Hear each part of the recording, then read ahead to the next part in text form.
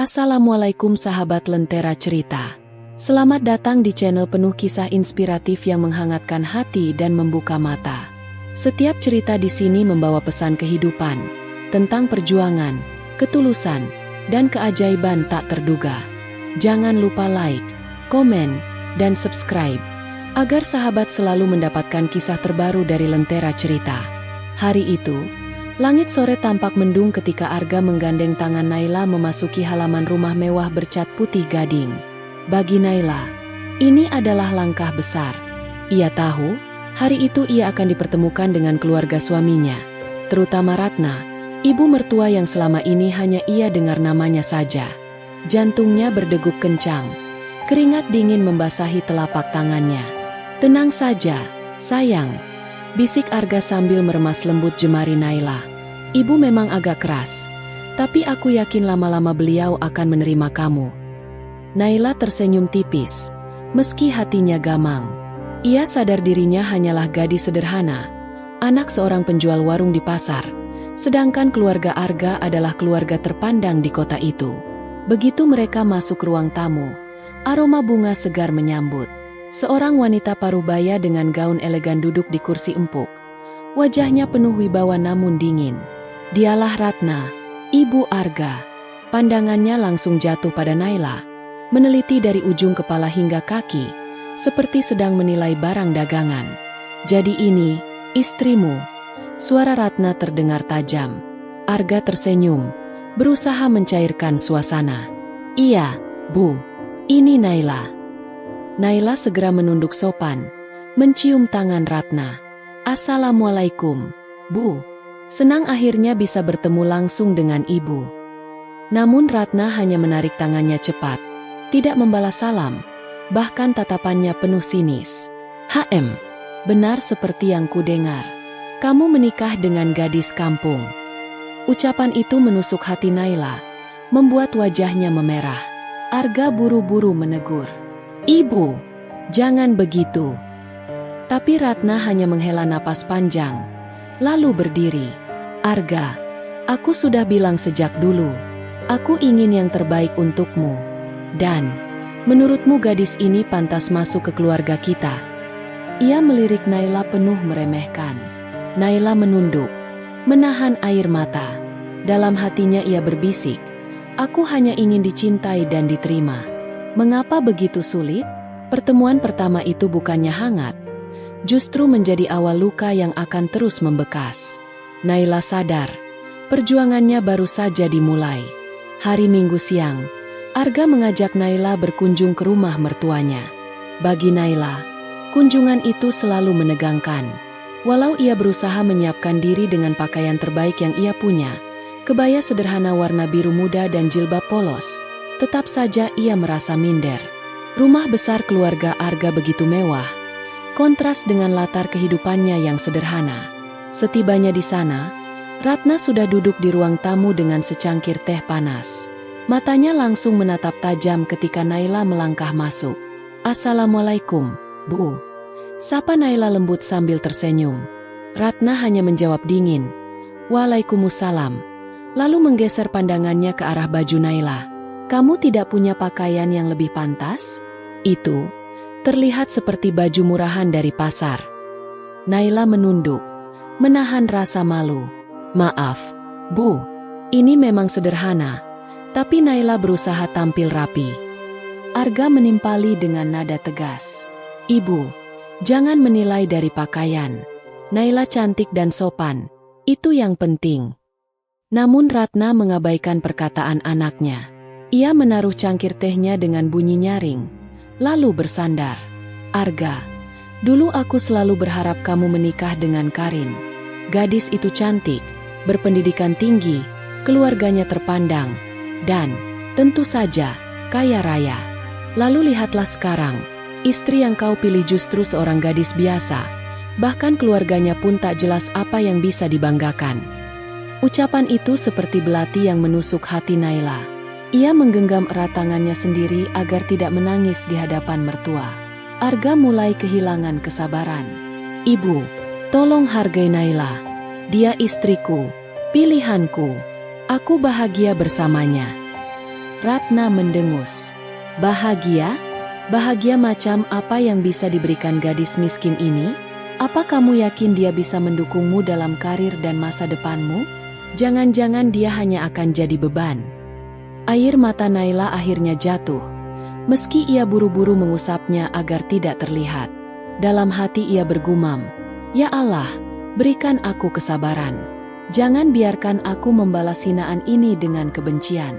Mencoba menguatkan diri, Naila berkata lirih, "Ibu, saya mungkin tidak kaya, tapi saya tulus mencintai Arga, dan saya akan berusaha menjadi istri yang baik." Ratna malah tertawa kecil, penuh ejekan. "Cinta? Cinta saja tidak cukup.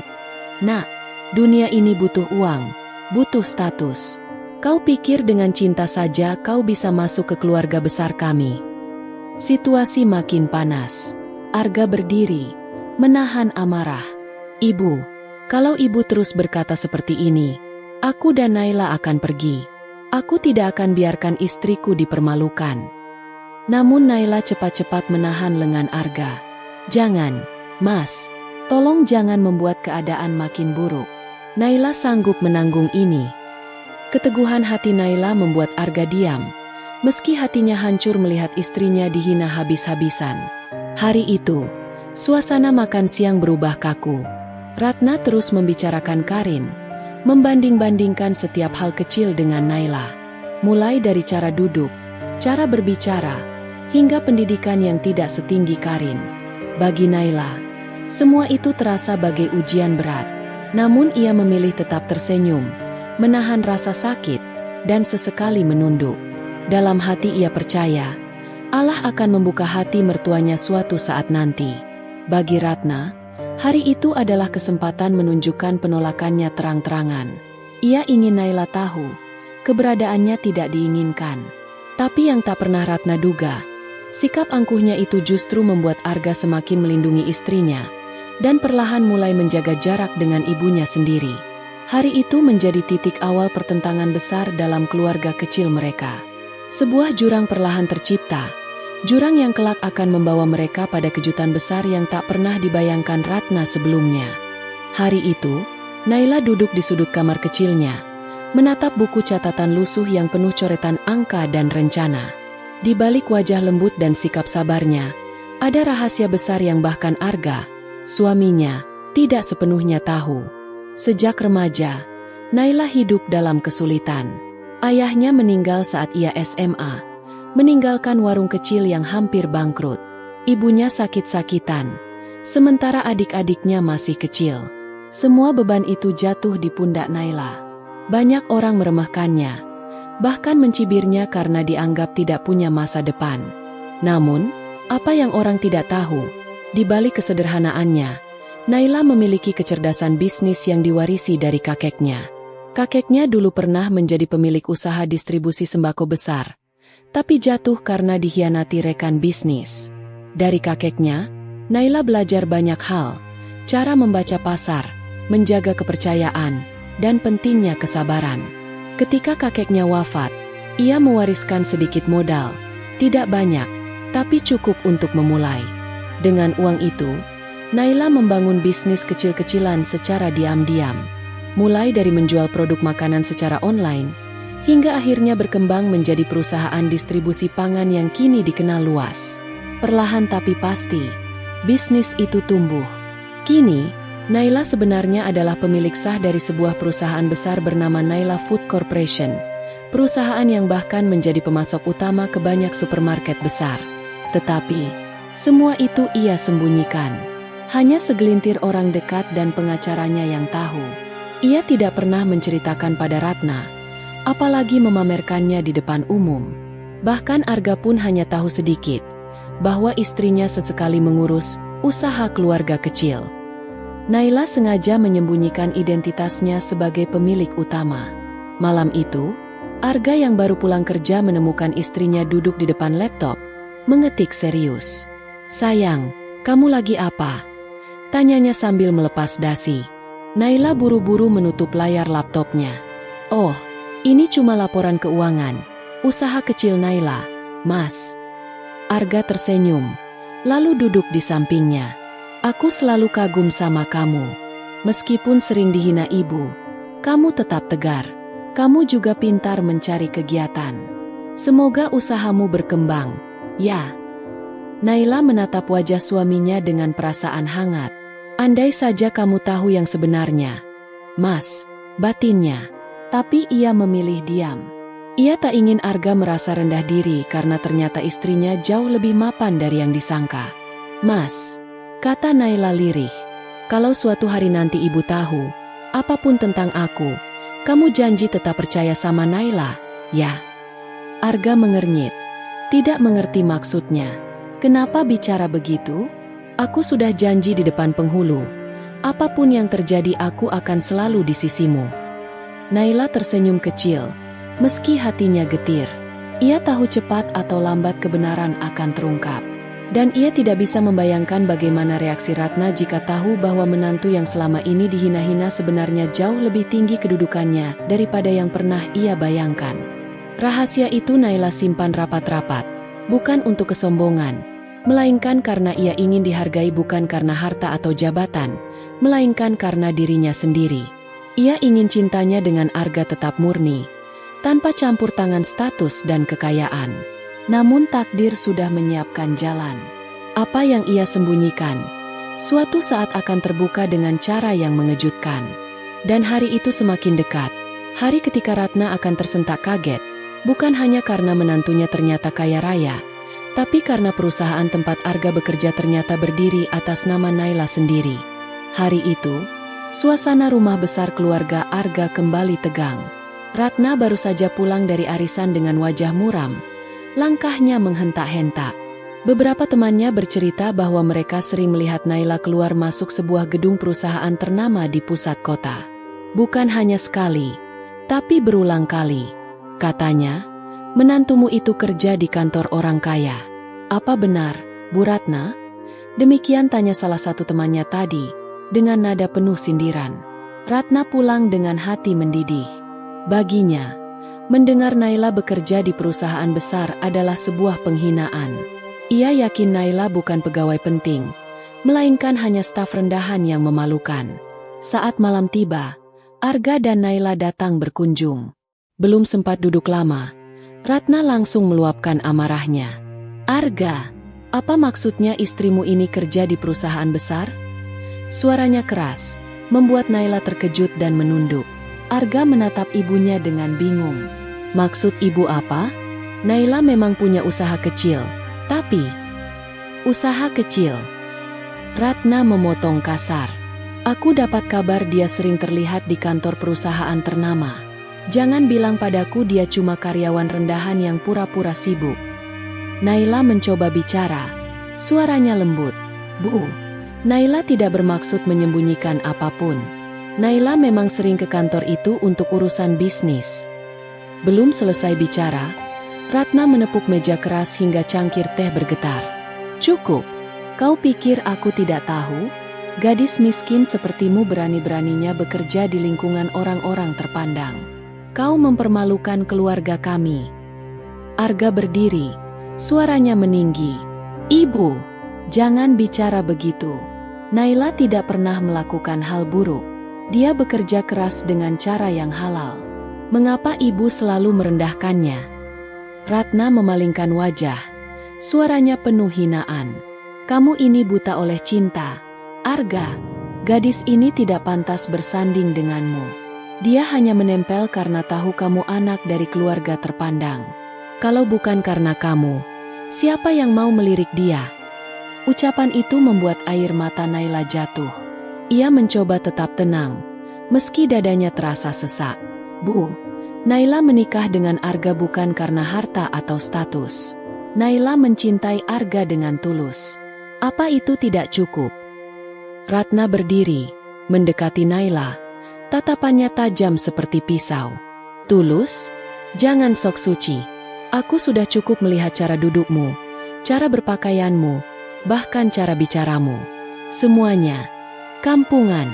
Kau tidak pernah pantas masuk ke keluarga ini. Arga memeluk bahu istrinya, berusaha menenangkannya. Sudah, sayang. Jangan tangisi kata-kata ibu. Aku ada di sisimu. Namun Ratna tidak berhenti. Arga, besok kamu cerai saja dengan dia. Kalau tidak, aku sendiri yang akan menyeretnya keluar dari hidupmu. Suasana membeku. Kata-kata itu seperti petir yang menyambar. Naila terdiam. Bibirnya bergetar. Ia ingin menjawab, tapi tenggorokannya tercekat. Arga terkejut sekaligus marah besar. Ibu, jangan keterlaluan. Aku sudah menikah dengan Naila. Dia istriku yang sah. Tidak ada seorang pun yang bisa memisahkan kami, bahkan ibu sekalipun. Ratna terdiam sesaat. Wajahnya merah padam. Ia tidak menyangka anaknya akan membela Naila sekeras itu. Tapi egonya terlalu besar untuk mengakui kesalahannya. Malam itu, Naila hanya bisa berdoa dalam hati. Ya Allah, berikan aku kekuatan. Jika ini ujian MU, aku akan bersabar. Lindungi pernikahanku. Jangan biarkan kebencian memisahkan kami. Apa yang Ratna tidak tahu, amarahnya malam itu hanyalah pintu menuju takdir besar yang sudah menanti. Ia belum menyadari bahwa perusahaan yang ia hina-hina, tempat Naila sering keluar masuk, sebenarnya milik menantunya sendiri. Dan ketika kebenaran itu terungkap, seluruh harga dirinya akan runtuh seketika. Hari itu suasana kantor pusat Naila Food Corporation terasa sibuk seperti biasa. Para karyawan lalu lalang membawa berkas. Suara telepon berdering, dan ruang lobi dipenuhi tamu yang menunggu jadwal pertemuan. Di antara keramaian itu, tiba-tiba pintu utama terbuka dengan keras. Ratna masuk dengan wajah masam, mengenakan gaun mewah berwarna merah marun. Tatapannya tajam, langkahnya menghentak. Beberapa karyawan saling berbisik, bertanya-tanya siapa wanita itu. Mana Naila? Serunya lantang. Resepsionis yang kebingungan menjawab hati-hati. Permisi, ibu siapa? Ada janji sebelumnya. Aku tidak perlu janji.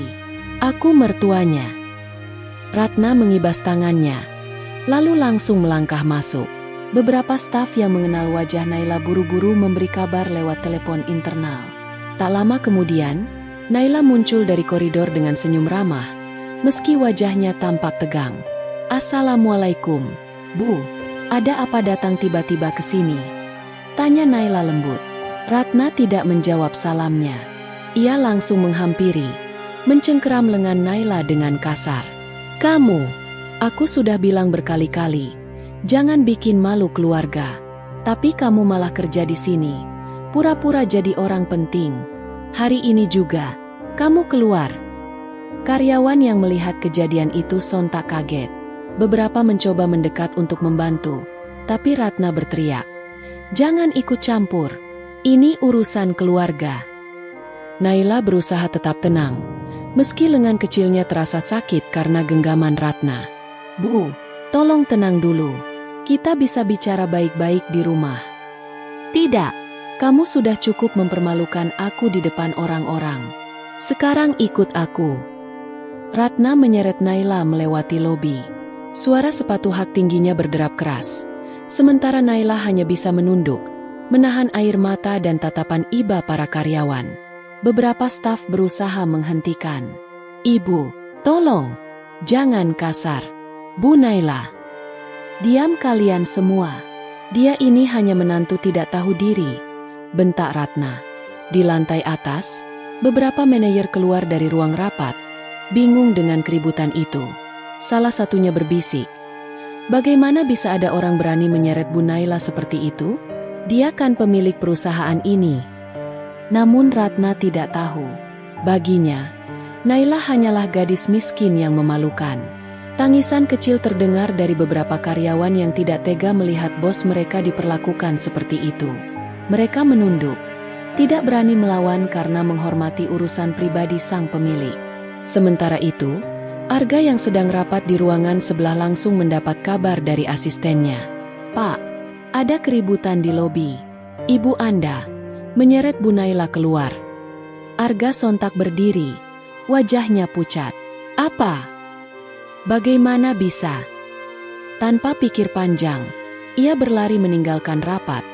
Jantungnya berdentum kencang. Di sisi lain, Ratna terus menyeret Naila hingga hampir mencapai pintu keluar. Mulai sekarang, jangan pernah injakan kakimu di kantor ini lagi. Kau mempermalukan aku di depan teman-temanku. Aku tidak akan biarkan anakku terus dipermalukan gara-gara kamu. Naila akhirnya memberanikan diri bersuara, meski suaranya bergetar. Bu, apa ibu tidak sadar? Semua orang di sini melihat. Ibu bukan hanya mempermalukan saya, tapi juga diri ibu sendiri. Ratna mendengus, semakin kencang menariknya. Aku tidak peduli. Aku ibumu. Kamu harus ikut aku sekarang juga. Namun langkahnya terhenti ketika seorang manajer senior maju dengan berani. Cukup, Bu. Dengan segala hormat, Anda tidak boleh memperlakukan beliau seperti ini. Beliau bukan sekadar istri Pak Arga. Beliau adalah pemilik perusahaan ini. Keributan mendadak hening. Semua orang menahan napas. Ratna tertegun. Matanya membesar. Genggamannya di lengan Naila perlahan melemah. Ah, apa maksudmu? Suaranya gemetar. Manajer itu menatap lurus. Suaranya tegas. Benar, Bu. Perusahaan ini berdiri atas nama Nyonya Naila. Semua orang di sini adalah karyawan beliau. Ratna melepaskan tangannya. Wajahnya pucat seperti kehilangan darah. Ia melangkah mundur. Tubuhnya bergetar.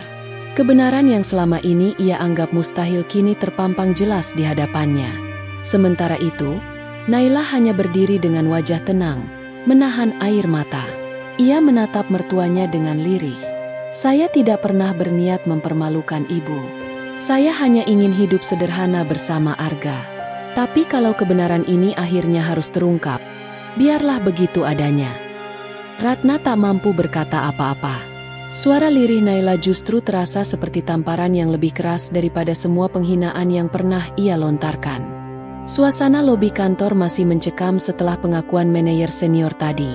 Semua karyawan terdiam. Sebagian menunduk karena tidak ingin mempermalukan Ratna lebih jauh. Sementara sebagian lain menatap Naila dengan rasa hormat.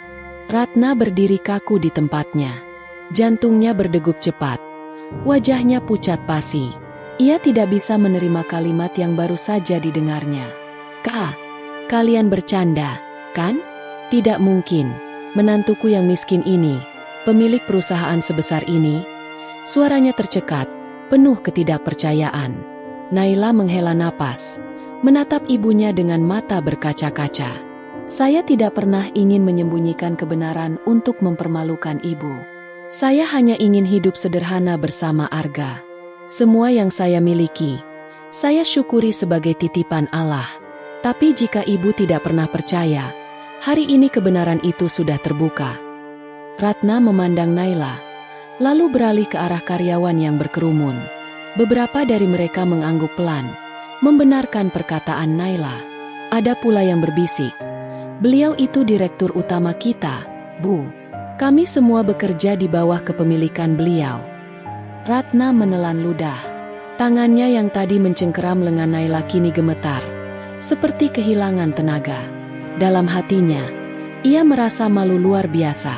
Semua hinaan yang pernah ia lontarkan, tentang pakaian lusuh, tentang status miskin, tentang tak pantas masuk keluarga, ternyata justru ia ucapkan pada seorang wanita yang jauh lebih tinggi kedudukannya.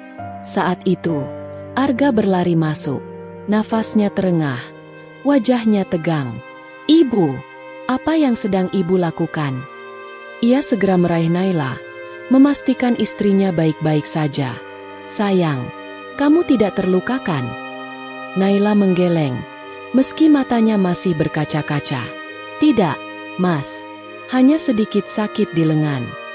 Arga menatap ibunya dengan sorot tajam. Sesuatu yang jarang sekali ia lakukan. Ibu, bagaimana bisa ibu menyeret Naila seperti ini? Bukankah sudah cukup ibu selalu menghina dia di rumah? Haruskah ibu mempermalukan dia di depan semua orang? Ratna membuka mulut, tapi tak ada suara yang keluar. Suaranya seakan terhenti di tenggorokan.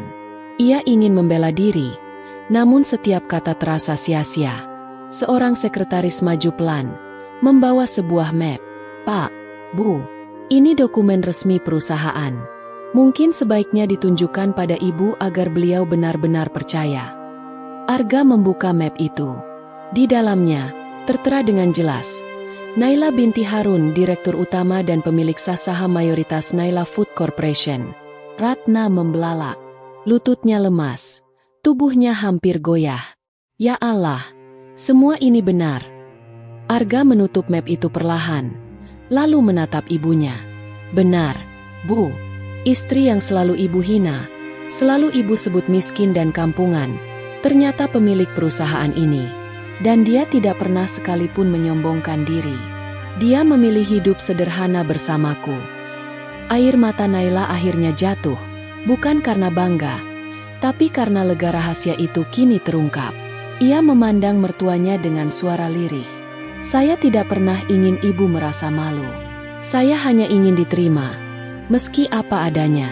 Saya hanya ingin dicintai sebagai Naila, bukan karena harta atau jabatan. Hening sejenak. Semua karyawan menunduk. Sebagian terisak pelan. Mereka terharu melihat ketulusan Naila meski baru saja dipermalukan di depan umum. Ratna, yang biasanya penuh wibawa, kini terisak. Tangannya menutup wajahnya. Astagfirullah. Apa yang sudah kulakukan? Aku begitu sombong, begitu buta, hingga tidak melihat ketulusanmu. Maafkan aku, Naila. Tangisnya pecah. Ia berlutut. Sebuah pemandangan yang membuat semua orang tercengang. Seorang ibu mertua yang selama ini angkuh, kini menangis terseduh di depan menantunya. Naila buru-buru meraih tangannya, mengangkatnya kembali berdiri. Jangan, Bu. Saya tidak ingin ibu meminta maaf seperti ini. Saya hanya ingin kita bisa saling menghargai. Arga memeluk istrinya, menatap ibunya dengan mata yang ikut berkaca-kaca. Bu, lihatlah. Inilah wanita yang selalu ibu remehkan. Tapi ia tetap sabar, bahkan masih mau memaafkan ibu. Bukankah ini bukti dia memang pantas menjadi bagian keluarga kita? Ratna terisak, tidak sanggup menjawab. Hatinya bergetar hebat. Ia sadar, selama ini ia menilai menantunya hanya dari penampilan luar, tanpa benar-benar melihat siapa Naila sebenarnya. Hari itu menjadi titik balik besar. Kebenaran yang terungkap bukan hanya mengguncang Ratna, tapi juga membuka matanya lebar-lebar. Untuk pertama kalinya, ia melihat Naila bukan sebagai gadis miskin yang memalukan, melainkan sebagai wanita mulia yang sabar, kuat, dan penuh kasih sayang. Rumah besar keluarga Haryo yang biasanya dipenuhi dengan gelak tawa dan keangkuhan kini berubah sunyi. Sejak kejadian di kantor, Bu Ratna hampir tidak pernah keluar kamar. Tatapannya kosong, wajahnya muram, dan tubuhnya yang dulu tegap kini terlihat rapuh. Semua kebanggaan yang selama ini ia junjung tinggi runtuh seketika setelah mengetahui bahwa menantu yang selama ini ia hina ternyata adalah pemilik perusahaan tempat ia dan keluarganya sering menyombongkan diri. Sore itu, Bu Ratna duduk di ruang tengah, menatap bingkai foto keluarga di meja hias. Foto itu menampilkan dirinya, Haryo, dan Andini saat pernikahan. Senyum lebar di wajahnya kala itu kini seperti sebuah ejekan. Mengapa aku begitu buta? Mengapa aku begitu tega pada gadis sebaik itu? Gumamnya lirih. Bayangan masa lalu terus menghantuinya. Ia ingat betul bagaimana ia mempermalukan Andini di depan keluarga besar, menyuruhnya mencuci piring, bahkan memanggilnya perempuan miskin tak tahu diri. Semua hinaan itu kini kembali menghantam dirinya seperti palu besar. Apalagi ketika ia teringat kejadian saat ia menyeret Andini keluar dari kantor di hadapan para karyawan, hanya untuk dipermalukan dengan kenyataan bahwa justru Andini lah pemilik sebenarnya. Malam itu, Haryo mencoba menenangkan ibunya. Bu, sudah, jangan terlalu menyiksa diri, ucapnya pelan. Bagaimana aku bisa tenang? Haryo, Mama sudah menghancurkan hati istrimu. Padahal dia tidak pernah sekalipun melawan. Tidak pernah membalas kata-kata kasar Mama. Dia hanya diam, menerima semua dengan sabar. Dan apa balasannya dari Mama? Hinaan, caci maki, dan penghinaan di depan orang banyak. Suara Bu Ratna bergetar, matanya berkaca-kaca. Haryo menunduk, ikut merasa bersalah. Ia memang mencintai Andini, tapi seringkali tak berdaya menghadapi kerasnya sikap sang ibu. Andini terlalu baik, Bu. Aku sendiri sering heran bagaimana dia bisa sesabar itu. Bu Ratna menutup wajahnya dengan kedua tangan. Ya Allah, andai saja waktu bisa diputar. Aku ingin meminta maaf padanya. Aku ingin merangkulnya, bukan mengusirnya. Suaranya pecah dalam tangis. Hari-hari berikutnya, Bu Ratna mencoba mencari cara untuk menemui Andini. Namun Andini sudah tidak lagi tinggal di rumah itu. Sejak kejadian memalukan di kantor, ia memilih menghindar, tinggal di salah satu apartemen sederhana miliknya. Meski memiliki harta melimpah, Andini tetap memilih kesederhanaan, sesuatu yang semakin membuat Bu Ratna merasa malu pada dirinya sendiri. Suatu pagi, Bu Ratna memberanikan diri datang ke apartemen tersebut. Dengan langkah gontai, ia mengetuk pintu. Hati kecilnya berdoa agar Andini mau membukakan pintu.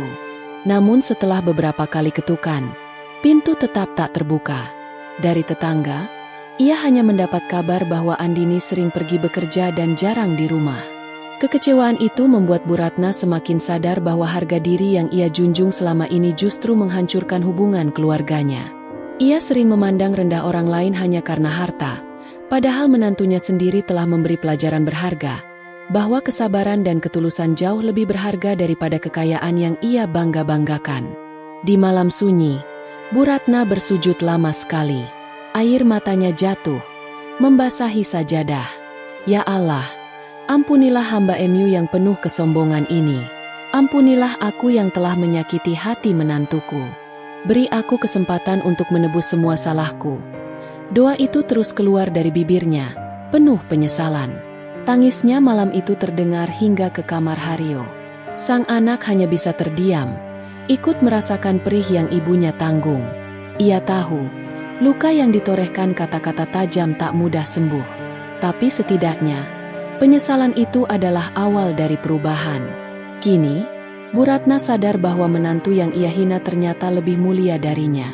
Dan dalam hati kecilnya, ia bertekad, jika Allah masih memberinya kesempatan, ia akan memohon maaf dengan segenap jiwa, sekalipun harus merendahkan dirinya di hadapan orang yang dulu ia remehkan.